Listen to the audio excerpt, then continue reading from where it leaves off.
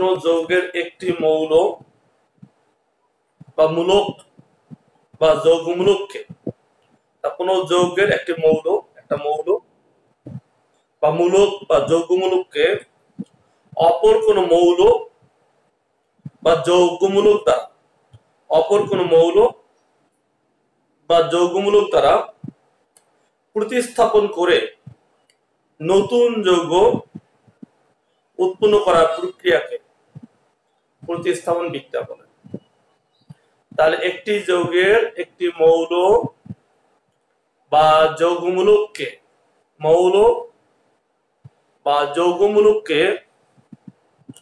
অপর একটি মৌল বা যৌগমূলক দ্বারা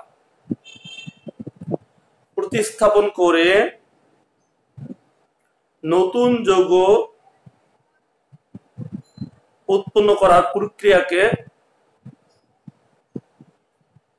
প্রতিস্থাপন বিক্রিয়া বলে। প্রতিস্থাপন অর্থ একজন কাকে সরিয়ে ওই জায়গা দখল করা। একটা উদাহরণ দিলেই বুঝতে পারা যাবে।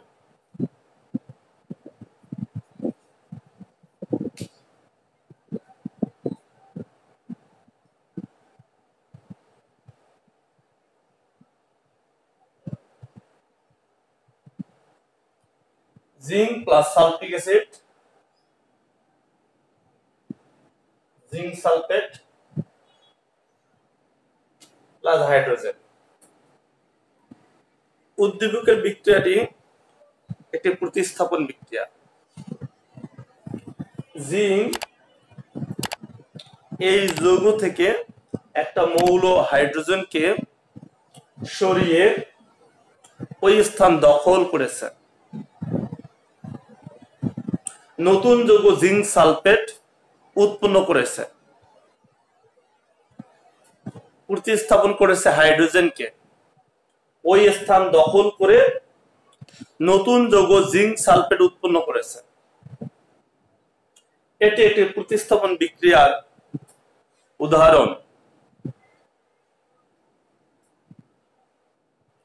তবে প্রতিস্থাপন বিক্রিয়ায় যে কোনো মৌল অন্য মৌলকে প্রতিস্থাপন বা সরিয়ে ফেলতে পারে না।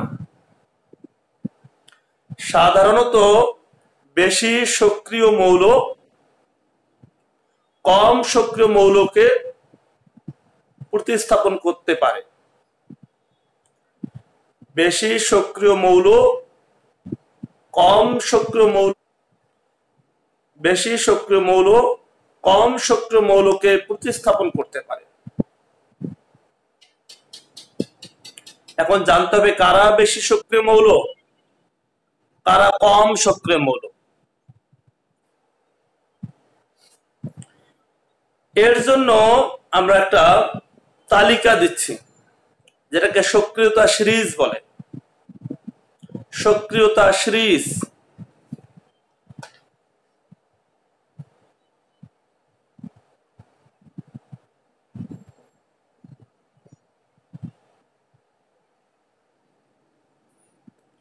বা সক্রিয়তা ক্রম। এই সক্রিয়তা সিরিজটি শুধু মাধ্যমিক লেভেলের জন্য প্রযোজ্য। সক্রিয়তা সিরিজ কাকে বলে? বেশি সক্রিয় ধাতুকে উপরে, কম সক্রিয় ধাতুকে নিচে রেখে যে সিরিজ বা সারণী তৈরি করা হয়েছে তাকেই সক্রিয়তা সিরিজ বলে। বেশি সক্রিয় ধাতু থাকবে উপরে, কম সক্রিয় ধাতু থাকবে নিচে রেখে যে সিরিজ তৈরি করা হয়েছে তাকেই বলা হয় সক্রিয়তা সিরিজ। প্রতিস্থাপন বিক্রিয়ায় সক্রিয়তা সিরিজ মনে রাখতে হবে। তাহলে কে কাকে প্রতিস্থাপন করবে সেটা বুঝতে পারবা। সাধারণত বেশি সক্রিয় ধাতু কম সক্রিয় ধাতুকে প্রতিস্থাপন করে। সক্রিয়তা সিরিজটা আমরা দিচ্ছি। কে পটাশিয়াম, না সোডিয়াম, কে ক্যালসিয়াম, ম্যাগনেসিয়াম, এলো অ্যালুমিনিয়াম, জেনো জিঙ্ক, ফিরে ফেরাম বা লোহা, সোনা এসএন, টিন এটা, পাবে লেড, পিবিতে লেড,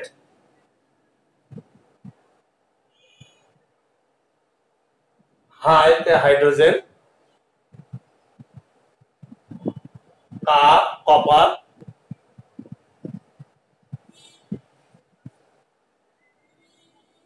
এসজিতে মার্কারি,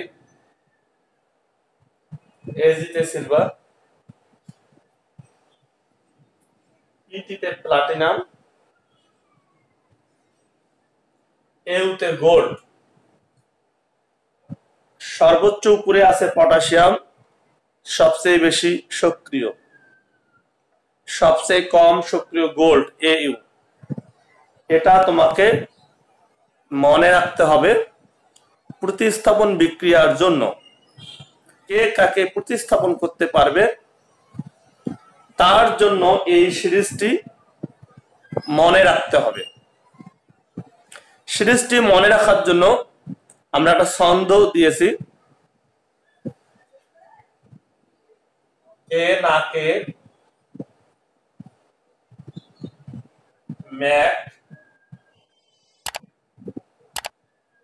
ম্যাক বা ম্যাকগাইভার, এলো জেনো, ফিরে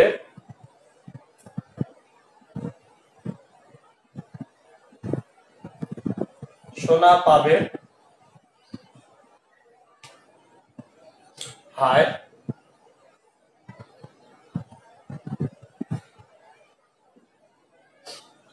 কাজী হাজি,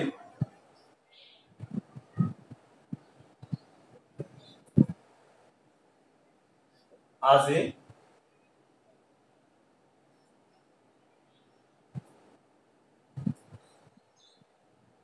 এটা হবে আমার। এই ছন্দটা মনে রাখলে সক্রিয়তা সিরিজটি মনে রাখতে পারবা। সক্রিয়তা সিরিজ মনে রাখতে পারলে কে কাকে প্রতিস্থাপন করবে, কে কাকে প্রতিস্থাপন করতে পারবে না সেটা বুঝতে পারবা।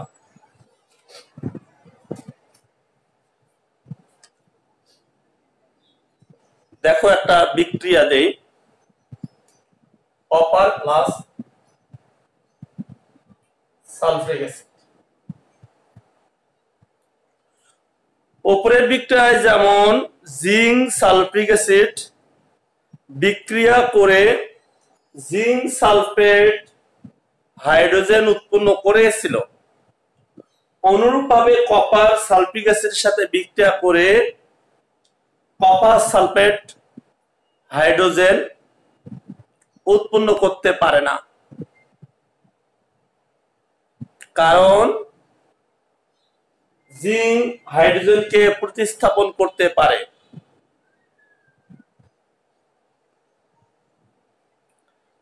জিঙ্ক হাইড্রোজেনকে প্রতিস্থাপন করতে পারে। জিঙ্ক সক্রিয়তা সিরিজে হাইড্রোজেনের উপরে, অপরদিকে কপার হাইড্রোজেনকে প্রতিস্থাপন করতে পারে না, কারণ কপার সক্রিয়তা সিরিজে হাইড্রোজেনের নিচে।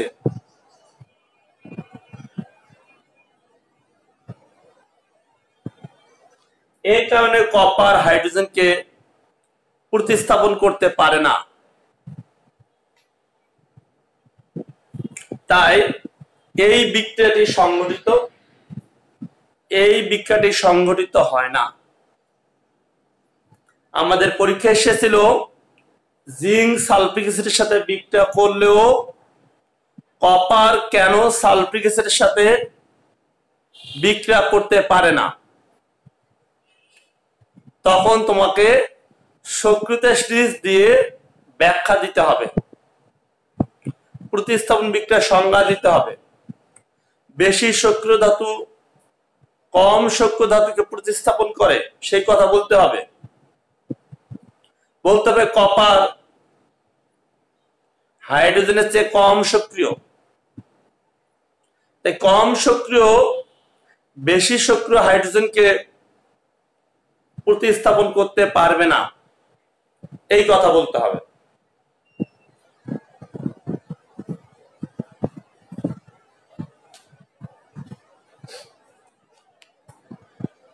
এখন আমাদের প্রমাণ করতে হবে এই যে এটা প্রতিস্থাপন বিক্রিয়া, এটি যে রেডক্স বিক্রিয়া, এটি যে জারণ বিজন বিক্রিয়া, সেটা প্রমাণ করতে হবে। উপরের প্রতিস্থাপন বিক্রিয়াটি জারণ বিজারণ কিনা তা প্রমাণ করার জন্য আমাদেরকে প্রথমে জারণ সংখ্যা বসাইতে হবে। বিক্রিয়কের জারণ সংখ্যা উৎপাদের জারণ সংখ্যা বসানোর পর দেখতে হবে জারণ সংখ্যার কোনো পরিবর্তন হয়েছে কিনা। যদি পরিবর্তন হয় তাহলে জারণ বিজারণ বিক্রিয়া, আর যদি পরিবর্তন না হয় তাহলে জারণ বিজারণ বিক্রিয়া নয়। তাহলে আমরা এখন আমরা দেখি জারণ সংখ্যা বসাই।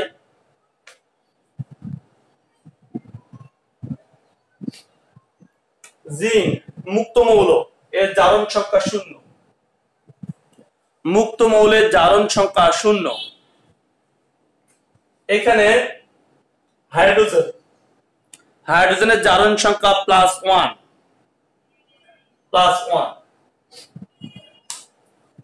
দুটো আছে তাই *2। অক্সিজেনের জারণ সংখ্যা -2,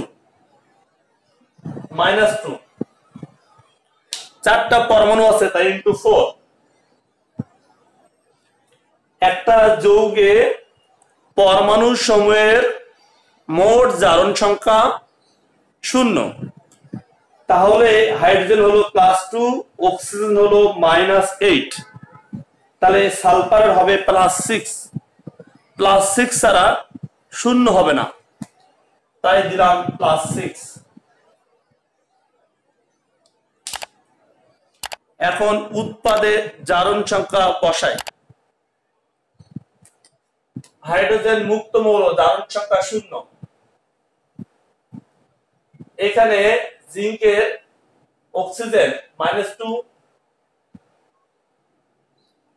× 4, সালফার +6, তাহলে জিঙ্ক হচ্ছে +2।